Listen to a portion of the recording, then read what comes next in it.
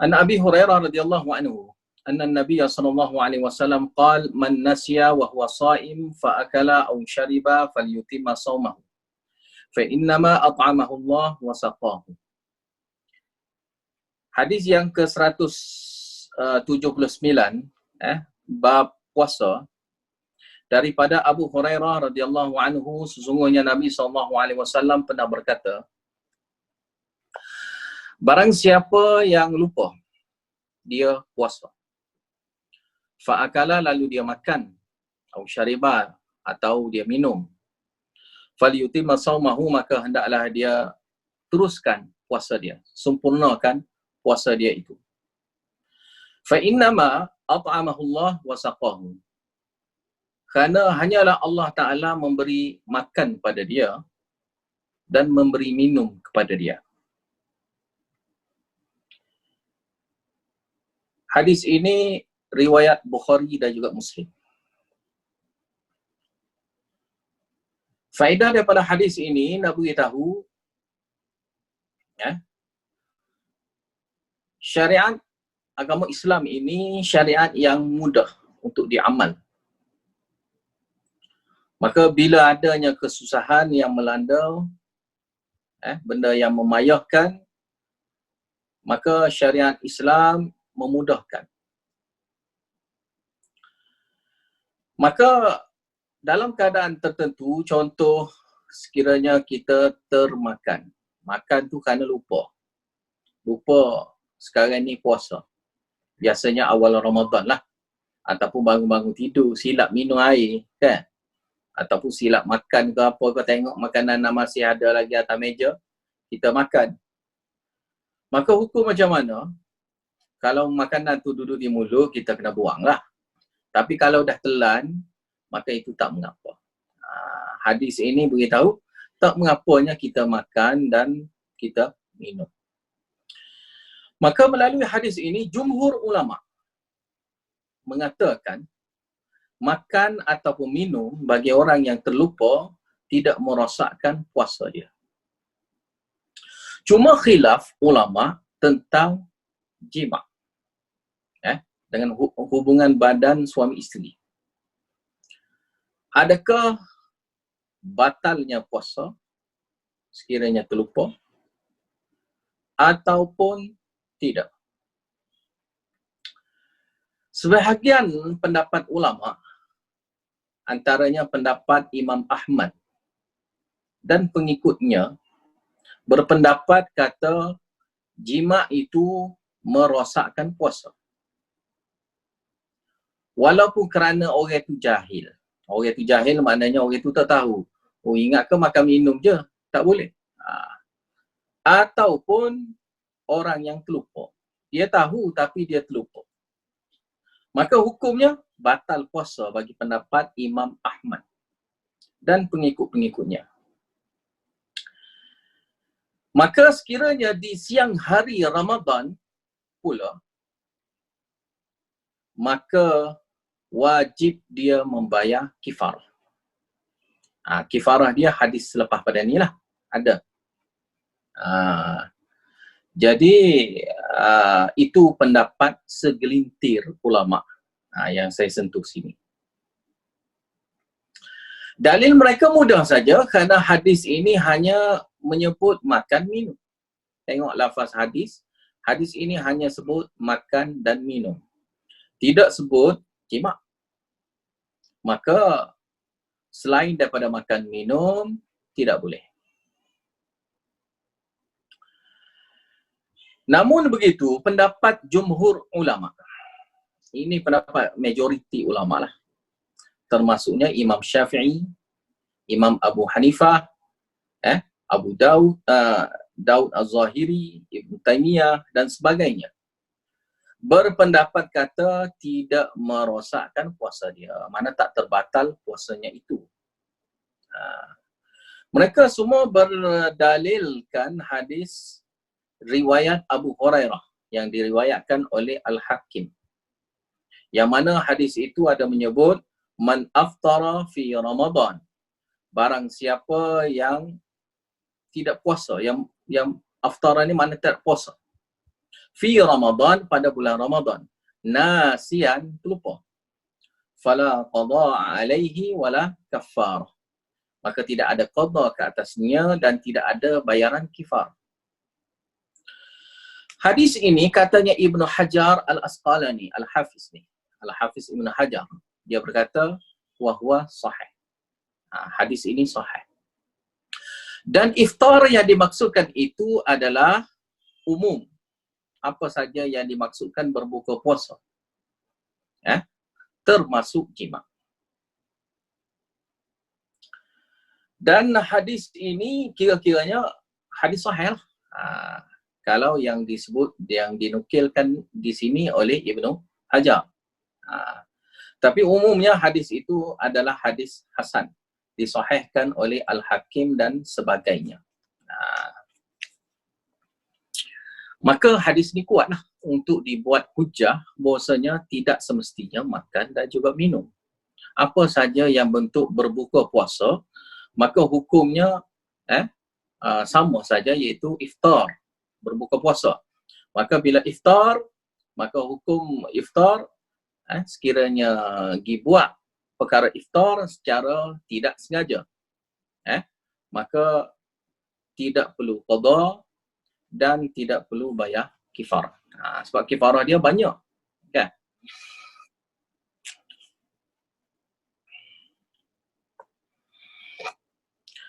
Dan sini hadis yang kata makan minum ni dipanggil lafaz ghalib. Lafaz ghalib. Mana kebiasaan disebut bila puasa, mana makan minum lah. Kita tak sebut jima, sebut makan minum je lah. Ni dipanggil perkataan ghalib. Bila sebut kata puasa, yang nampak mula-mula tak makan tak minum, bukan yang nampak mula-mula tak jima, bukan tu yang nampak. Jadi itu dipanggil ghalib. Biasa yang ada gambaran di dalam kepala, apa itu makna iftar, apa itu makna tidak puasa. Maka sini ta'alluq, kaitan hukum makan minum ini dengan jima itu termasuk. Maka tak perlu dinafikan. Tak perlu dinafikan selain daripada makan minum. Jadi situ saja masalah khilafiyat yang tentang ini. Pentinglah kita tahu, sebab kerana kalau kita terlupa, macam mana, kan? Terlupa ni lah masalah, kan? Buat kerana contoh satu lagi yang pendapat Ahmad ni yang akan jadi masalah adalah contoh bagi orang yang bermimpi. Macam mana pula yang bermimpi itu di luar kawalan dia juga? Macam mana, kan? Orang yang bermimpi ataupun orang yang dipaksa, macam mana, kan? Maka ini semua sekali ni pendapat Ahmad itu jadi payah untuk dikaitkan hukum. Nak keluarkan istinbat hukum tu akan jadi tak berapa kuat. Maka sebab tu pendapat jumhur ulama, majoriti ulama tidak memilih pendapat seperti mana Imam Ahmad. Maka faedah daripada hadis ini, kesimpulan dia adalah sahnya puasa sekiranya makan ataupun minum ataupun jima secara terlupa. Dan faedah daripada hadis ini juga nak beritahu tidak dosa. Tidak dosa. Siapa yang termakan kerana terlupa ataupun minum ataupun terjima, maka itu tidak menjadi dosa kepada dia, kerana itu bukan ikhtiar dia. Bukan yang dia pilih dan bukan itu yang dia maksudkan. Kecuali dia buat itu atas rasa maksud, kan? Kemudian hadis ini juga nak beritahu ini betul rezeki daripada Allah Ta'ala. Allah Ta'ala bagi makan, Allah Ta'ala yang takdirkan gitu. Bolehnya dia makan, bolehnya dia minum di luar ikhtiar satu orang hamba itu. Maka ini bila di luar ikhtiar satu orang hamba itu, ni maknanya Allah Ta'ala yang memberi. Sebab ini bukan hamba yang memilih, bukan Allah Ta'ala, bukan manusia, kan? Bukan manusia tu pilih sengaja nak makan, tak. Tapi dia makan kerana terlupa. Habis ini, hadis yang ke-179. Hadis yang ke-180 an Abi Hurairah radhiyallahu anhu qala bainama nahnu julusun 'inda an-nabiy sallallahu alaihi wasallam id ja'ahu rajulun faqala ya Rasulullah halaktu faqala ma ahlakaka aw malaka qala waqatu ala imraati wa ana sha'im wa fi riwayatin asabtu ahli fi ramadan faqala Rasulullah sallallahu alaihi wasallam hal tajidu raqabatan tu'tiquha qala la qala fa hal tastati'u an tasuma shahrayn mutatabi'ain قال لا قال فهل تجد إطعام 60 مسكينا قال لا قال فسكت النبي صلى الله عليه وسلم فبينما نحن على ذلك إذ أوتي النبي صلى الله عليه وسلم بعرض فيه تمر والعرق المكتل قال أين السائل قال أنا قال خذها فتصدق به فقال الرجل ألا أفقر مني يا رسول الله فوالله ما بين لابتيها يريد الحرتين أهل بيت أفقر من أهل بيتي فضحك رسول الله صلى الله عليه وسلم حتى بدت أنيابه ثم قال أطعمه أهلك الحر الأرض. Hadis yang ke-180 ini diriwayatkan daripada Abu Hurairah radhiyallahu anhu. Katanya dia, tak kala kami duduk-duduk dengan Nabi sallallahu alaihi wasallam, tiba-tibanya datang satu orang lelaki. Lalu orang itu berkata, wahai Rasulullah, binasa dah aku. Faqala lalu Nabi sallallahu alaihi wasallam tanya, ma ahlakaka, apa yang membinasakan kamu? Au malaka, ataupun syaknya rawi sini lafaz yang disebut. Malaka, mana kamu ni? Kenapa kamu ni? Qala waqatu ala imraati. Aku jatuh ke atas isteri aku. Itu makna kiasan bagi bersetubuh. Wa ana sha'im. Masa tu aku puasa. Mana dalam keadaan aku masa tu sedang puasa. Wa fi riwayatin asabtu ahli fi Ramadan. Aku memberi musibahnya dengan terhadap ahli aku, isteri aku pada bulan Ramadan. Yakni bersetubuh dengan isteri aku pada bulan Ramadan. Faqala Rasulullah sallallahu alaihi wasallam, lalu Rasulullah sallallahu alaihi wasallam berkata, hal tajidu raqabatan tu'tiquha, adakah kamu ada hamba sahaya yang kamu boleh merdekakan ia? Qala la, orang itu kata tak ada lah. Kemudian Nabi sallallahu alaihi wasallam tanya lagi, fahal tastati'u an tasuma shahrayn mutatabi'ain, adakah kamu mampu puasa 2 bulan berturut-turut? Qal, katanya orang itu lah, tak mampu.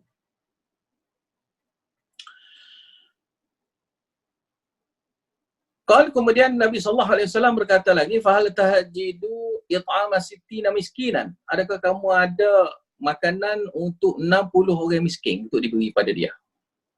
Qal, katanya orang itu lah, tak ada juga. Qal, katanya perawi, fasakatan Nabi sallallahu alaihi wasallam. Lalu Nabi sallallahu alaihi wasallam pun senyap.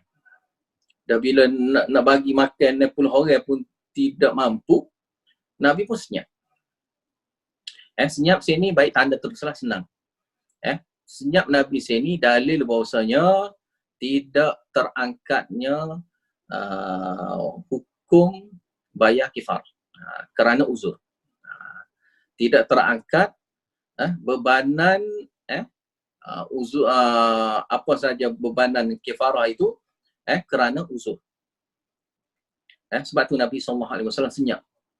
Fa bainama nahnu ala dhalika, maka tak kalanya kami dalam keadaan itu, tiba-tibanya itu utian Nabi sallallahu alaihi wasallam bi'arah. Tiba-tiba didatang kepada Nabi sallallahu alaihi wasallam bi'arah, satu bekas arak. Arak lah. Arak sini fihi tamr, yang mana bekas arak itu adanya buah tamar penuh dalam tu. Buah kurma penuh dalam itu. Apa itu arak? Wal arak al-miktal, iaitu bakul.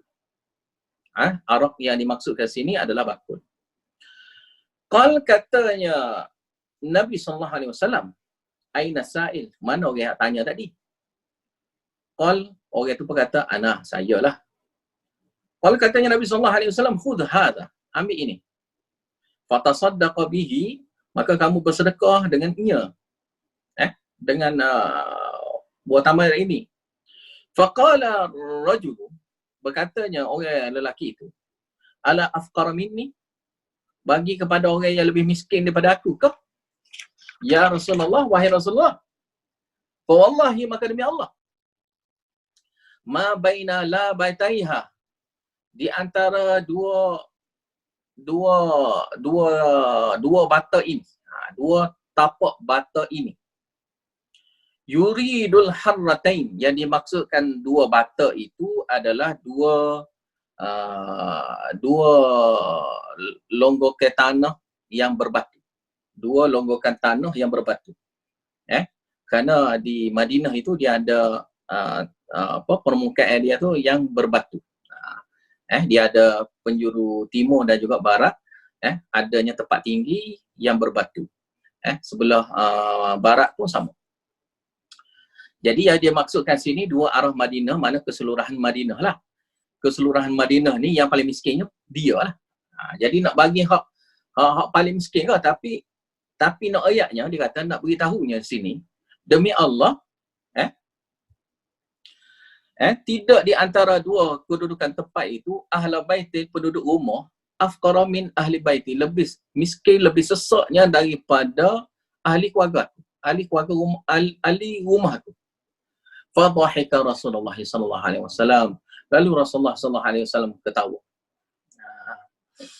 Hatta badat anyabuhu, ketawa Nabi sallallahu alaihi wasallam itu sehingga ternampaknya taring Nabi sallallahu alaihi wasallam. Tu dimaksudkan ketawa. Ketawa sini mana senyum sampai menampakkan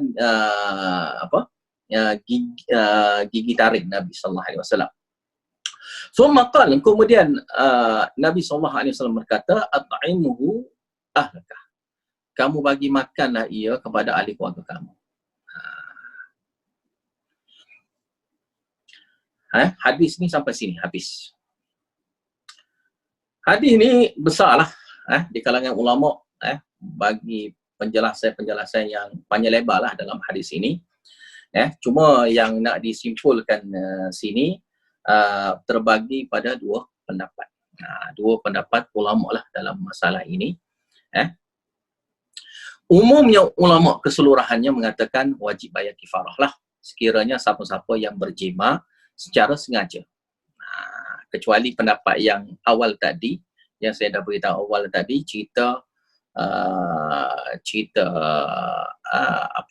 ikhtilaf tentang Imam Ahmad. Jadi kalau yang sini umumnya mengatakan wajib bayar kifarah sekiranya jima secara muta'ammidan, mana secara sengaja. Cuma khilaf dalam perkara yang terlupa. Yang terlupa itu masalah di kalangan pendapat Imam Ahmad tadilah. Dan yang pendapat yang sahih adalah tidak perlu bayar kifarah barang siapa yang terlupa. Maka yang terlupa tak termasuk dalam hadis ini. Maka hadis ini masalah orang yang jima secara sengaja. Mana dia tak tahan, maka dia jima. Ini tak kira miskin ataupun kaya. Ini tak kira kedudukan satu orang. Dia mampu untuk qada puasa ke ataupun tidak mampu, tak kira. Mana siapa-siapa buat benda ni, maka ia itu adalah melakukan perkara yang salah. Dan dia kena qada puasa itu dan dia kena bayar kifarah. Dan kifarah seperti mana yang disebut oleh Nabi sallallahu alaihi wasallam, iaitu memerdekakan satu orang hamba sahaya. Itu. Yang selepas pada tu jika tidak dapat, maka memberi puasa 2 bulan berturut-turut. Kemudian sekiranya tidak mampu, maka memberi makan 60 orang miskin. Sampai situ saja. Dan tidak boleh kurang daripada itu. Tidak boleh kurang daripada itu. Mana mesti wajibnya buat salah satu daripada perkara itu. Wajib buat salah satu. Salah satu tu bukan pilihan, itu kena ikut susunan. Kalau kita ada hamba saya, kita kena merdekakan hamba saya dulu. Puasa sekiranya memang biasa pun memang kita tak mampu nak puasa, tak pernah pun puasa 2 bulan betul-betul, maka boleh digantikan dengan memberi makan kepada fakir miskin 60 orang. Dan tidak boleh kurang daripada itu, wajib lakukan. wajib melakukan seperti tertib yang disebut oleh Nabi SAW di sini. Cuma, walaupun begitu, pendapat Imam Malik dan juga Ahmad, salah satu daripada riwayat keduanya itu, Malik dan juga Ahmad, yang mana berpendapat kata hadis yang dimaksudkan ini adalah bentuk pilihan. Mana boleh memilih mana-mana yang dia suka. Contohnya, kalau dia nak puasa, okey, boleh pilih puasa. Kalau dia nak bagi makan terus pun, tak apa. Maka ni dipanggil takhyir. Takhyir ni mana pilih. Pilih yang mana satu, idaman kalbu. Manakala pendapat jumhur ulama, takhyir tidak boleh. Takhyir ni mana pilih ikut idaman kalbu tu tak boleh. Tertib. Itu yang penting, iaitu mesti memilih itu mengikut susunan. Susunan mula-mula, sekiranya ada hamba sahaya, wajib memerdekakan hamba sahaya, tidak boleh terus kepada memberi makan kepada fakir miskin. Tak boleh. Mana kewajipan dia mesti kena buat yang itu dulu. Kemudian sekiranya tidak mampu, barulah puasa 2 bulan berturut-turut. Maka wajib dia usahakan puasa 2 bulan berturut-turut. Kemudian, sekiranya dia tidak mampu juga, barulah dia boleh bagi makan kepada 60 orang fakir miskin. 60 fakir miskin itu adalah bentuk tertib. Susunan yang wajib kita ikut, tertib daripada Allah Ta'ala. Jadi, kena ikut susunan ini, barulah sah. Sekiranya tak ikut susunan ini, maka tidak sahnya bayar kifarah.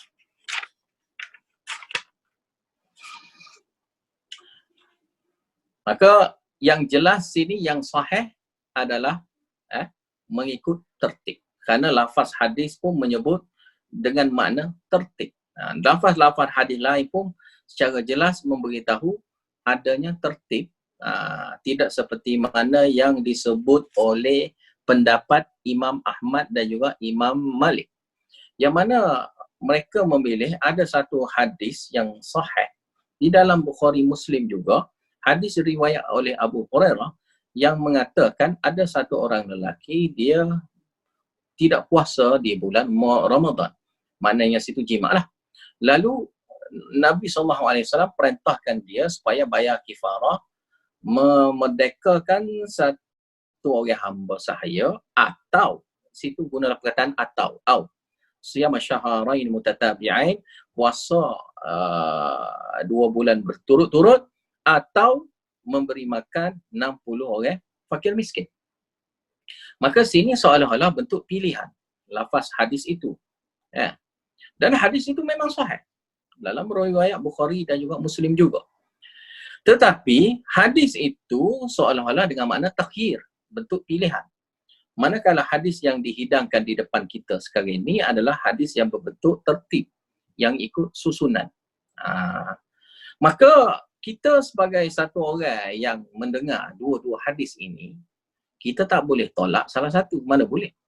Ini pendapat hadis ini untuk aku, hadis itu untuk kamu. Tak boleh. Hadis bila sahih, maka mesti dijamakkan hadis. Dijamakkan hadis tu memang kena gitulah. Iaitu kita kena jamakkan hadis itu, kalau di sini bila kita jamakkan hadis, maka hukum takhyir itu hanya takhyir mengikut tertib. Takhyir berbentuk tertib. Ataupun hadis yang takhyir itu, yang memilih itu, hadis itu dengan makna am. Maka yang mengkhususkannya adalah hadis yang di depan kita sekarang ini, yang mana hadis ini adalah hadis khas, yang mana memberi makna tertib ikut susunan. Maka sebab tu pendapat yang sahih adalah pendapat yang kedua, yang mana pendapat yang kedua inilah juga pendapat majoriti ulama yang berpendapat kata mesti ikut susunan tertib. Kemudiannya, khilaf ulama, adakah orang yang tidak orang yang tidak mampu lah, orang yang uzur tidak mampu membayar kifarah. Ni hukum masalah orang yang membayar kifarah itu. Kalau dia tu orang yang lemah macam mana? Lemah untuk membayar kifarah. Maka khilaf ulama, adakah gugurnya hukum ke atas dia. Itu pun guna hadis ni juga. Adakah gugurnya hukum satu orang yang tak mampu membayar kifarah. Contohnya kerana dia miskin ke kerana? Maka yang sebahagian daripada pendapat ulama yang berpendapat kata ini ada rukhsah. Ini ada rukhsah bagi orang yang tidak mampu. Pendapat jumhur ulama pula mengatakan tidak. Tidak sama sekali. Tidak sama sekali. Sekiranya tidak mampu, tetap juga dia wajib bayar seperti mana hukum berhutang. Seperti mana hukum berhutang. Mana sekiranya dia tidak mampu bayar hutang, cuma dia kena tangguhkan saja pembayaran hutang itu. Itu saja. Mana kalau si miskin itu yang tidak mampu itu nak membayar kifarah, maka dia hanya perlu menangguhkan pembayaran. Hanya menangguhkan dulu. Dia mampu puasa, maka dia tangguhkan dulu. Tangguhkan dulu tidak mengapa. Bukan kata mesti lepas pada Ramadan tu mesti dia kena bayar, dia bolehnya tangguh dahulu. Tangguh dahulu kerana ketidakmampuan dia lah. Maka pendapat ini lebih memudahkan golongan semua pihak lah. Kerana akan kait pada hukum-hukum yang berkaitan dengan jual beli, hutang apa semua sekali, yang mana hukum-hukum di situ pun juga ada penangguhan. Maka sini pun juga bolehnya penangguhan. Manakala hadis ini pula seolah-olah diangkat hukum penangguhan dia tu bila dia tak mampu, maka dia tu terus terangkat daripada membayar kifarah. Tidak. Sebab tu Nabi SAW senyap. Saya dah suruh tanda tadi. Fasakatan Nabi. Nabi SAW senyap. Senyap situ maknanya Nabi tak bagi jawapan. Mana Nabi tangguh. Maknanya. Situ dengan mana tangguh. Bila Nabi senyap, mana di sini maknanya tangguh hukum. Maka orang itu pun kena tangguh sehinggalah dia boleh melaksanakan pembayaran 60 orang miskin. Bayar kepada 60 orang miskin, memberi makan kepada 60 orang miskin. Cuma Nabi SAW ni satu orang Nabi yang penyayang, yang sangatnya lembut, sangatnya mencintai golongan para sahabat dan juga mencintai golongan orang yang miskin, orang yang susah. Bila ada orang memberi pada Nabi SAW satu bakul kurma tu untuk Nabi. Dan Nabi pun berkehendak pada benda tu kerana Nabi pun ada anak bini dia juga kan. Maka sini nak beritahunya sifat dermawan Nabi SAW. Hadis ni nak beritahu sifat dermawan Nabi SAW nak memberi keutamaan kepada orang yang lebih susah. Walaupun diri sendiri pun memang susah pun. Itu ada kan ayat dalam Al-Quran, walaupun dia diri sendiri pun dia pun susah, tetapi tetap juga dia memberi kepada orang lain dalam keadaan hal dia juga orang yang susah. Sebab tu bila kita bersedekah ni, yang terbaik adalah bersedekah ketika kita susah. Sebab bila ketika kita susah tu berbeza. Hukum dia dan fadilat dia nak dibandingkan dengan orang yang senang memberi sedekah. Dan sini contoh daripada Nabi ni, Nabi orang yang susah, orang yang susah memberi kepada orang lain makana melihat ada orang lain lagi lebih susah daripada Nabi SAW. Maka sinilah nak beritahu bahawasanya orang yang tidak mampu, maka dia kena tangguh dahulu. Kemudian bila dia mampu, maka dia bayar. Kalau tidak, semua jadi senang lah. Siapa-siapa berhutang tu tak bayar. Kan? Apa saja kita tinggal puasa ke apa ke, tu tak bayar apa semua sekali. Kan? Tak bayar puasa lah. Kan? Benda yang kita nazar apa semua pun, tak apalah, tak mampu, biarlah, tak payah buat. Nak bayar kefaarah pun tak mampu, semua tak mampu, maka tak payah buat. Tidak boleh gitu. Maka ada penangguhan. Maka penangguhan itu hukum di sini yang paling sesuainya adalah hukum penangguhan. Bukannya terangkat hukum ke atas dia, kewajipan ke atas dia membayar kifarah. Maka melalui hadis ini nak beritahunya besarnya bila melakukan kesalahan tidak puasa dengan melakukan jima di dalam bulan Ramadan pada siang hari Ramadan, bukan malam hari. Maka hukum dia inilah. Ini bahaya, sebab tu kadang-kadang bahaya setengah-setengah orang yang kahwin pada bulan Ramadan, kadang-kadang inilah bahaya. Kan? Takut bolehnya terlanjur dibuat pada waktu siang hari. Sebab tu tidak dianjurkan puasa nikah pada bulan Ramadan. Sebab bagi orang-orang yang baru maka dia akan jadi mudahnya terjerumus ke arah untuk melakukan perbuatan bersetubuh pada waktu siang hari. Habis itu dulu, kemudian kita sambung lepas pada ni. Wallahu a'lam bishawab wa akhir da'wana alhamdulillahirabbil alamin.